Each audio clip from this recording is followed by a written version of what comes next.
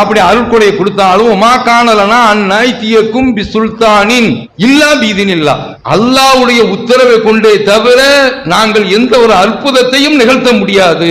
அவன் எங்களுக்கு அற்புதத்தை தரணும். இதாங்க இஸ்லாமிய அடிப்படை. இறை தூதர் ஸல்லல்லாஹு அலைஹி வஸல்லம் அவர்கள் தன்னுடைய வாழ்நாளில் அந்த மக்கள் கேட்டதையெல்லாம் நிறைவேற்றி கொடுக்க முடிந்ததில்லை. ஒரு சில அற்புதங்கள் நடந்திருக்கின்றன. அதுதான் இப்ப அப்படியே ஷாகுலம் இதுக்கு வருவோம். இந்த பக்கிரி படம் தான் அவங்க சொல்ற வரலாறுடைய அடிப்படையில தென்காசிக்கு வந்திருக்கிறாங்க. சிஷிய கோடிகள் பசியில ஒரு காளமாடு, அந்த காளமாடு ஒரு திருச்சபைக்குள்ளது, சர்ச்சுக்குள்ளது, அடிச்சு சாப்பிட்டாச்சு. அவன் கிளம்பி வந்துட்டான்.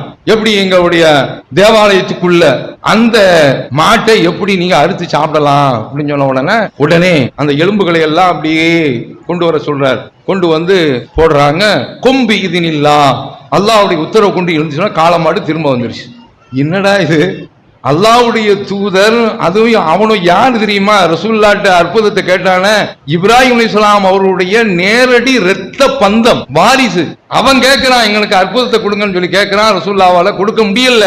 இவர் சொல்றாரு கொண்டு வாங்க அந்த எலும்புகளை எல்லாம். அப்படி கொண்டு வந்த உடனே அது அப்படியே மாடாக எழுந்து நிற்கிறது என்று இவர்கள் எழுதி வைத்திருக்கின்றார்களே.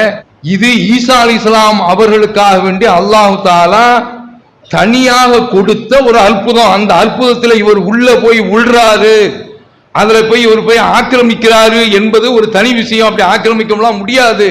அப்ப இப்படி சொல்கின்றார்கள் என்று சொன்னால் இவர்கள் என்ன அர்த்தத்தில் இந்த ஏட்டை எழுதியிருக்கின்றார்கள், இந்த மௌலுது பாட்டை எழுதியிருக்கின்றார்கள்? ஏதாவது இஸ்லாத்திற்கும் இதற்கும் சம்பந்தம் இருக்கிறதா? முதல் அடிப்படை கோளாறு, அவரு கேட்கிறாரு, பார்க்கிறாரு, குறைகளை நிவர்த்தி வைக்கிறாரு என்று நினைப்பது. இப்படி நினைச்சாலே இஸ்லாத்தை விட்டு வெளியே போயாராம். இறந்தவர்கள் தான், யாரும் எழுந்திருச்சு வர போறது கிடையாது, இறை தூதர் உட்பட. இன்னக்க மையத்துன் இன்னகும் மையத்துன், நீங்கள் மையத்துன், நீங்களும் இறந்தவங்க தான், அந்த இறை தூதர்களும் இறந்து போனவர்கள் தான் என்று அல்லாஹ் தஆலா ரசூலுல்லாஹ்வை பார்த்து சொல்றான். அல்லாஹ்வுடைய தூதரை எழுந்திருச்சு வர முடியாது. அப்படி எழுந்திருச்சு வர வேண்டும் என்று ஒரு கட்டம் இருந்திருந்தால் ஆயிஷா ரலியல்லாஹு அன்ஹா அவர்களுக்கும் அலி ரலியல்லாஹு அன்ஹு அவர்களுக்கும் மனைவிக்கும் அவர்களுடைய அருமை மருமகனுக்கும் நடந்த ஒரு சண்டையில நேரடியாக வந்து களத்தில் குதித்து ஆயிஷாவை நீ அந்த பக்கம் போ, அலியே நீ இந்த பக்கம் போ என்று சொல்லியிருக்க வேண்டும். வர முடியாது. அதுதான் யதார்த்தம். இனிமேல் கியாமத்தினாலதான் வருவாங்க.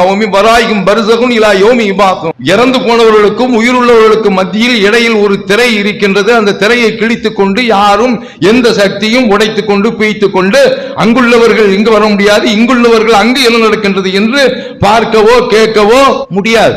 இப்படி குர்ஆன் சொல்லி தருகின்றது. ஆனால் ஷாவுல் அமீது கேட்கிறார் என்று நம்புகின்றார்கள் என்று சொன்னால் அது எவ்வளவு பெரிய ஒரு கொடுமை.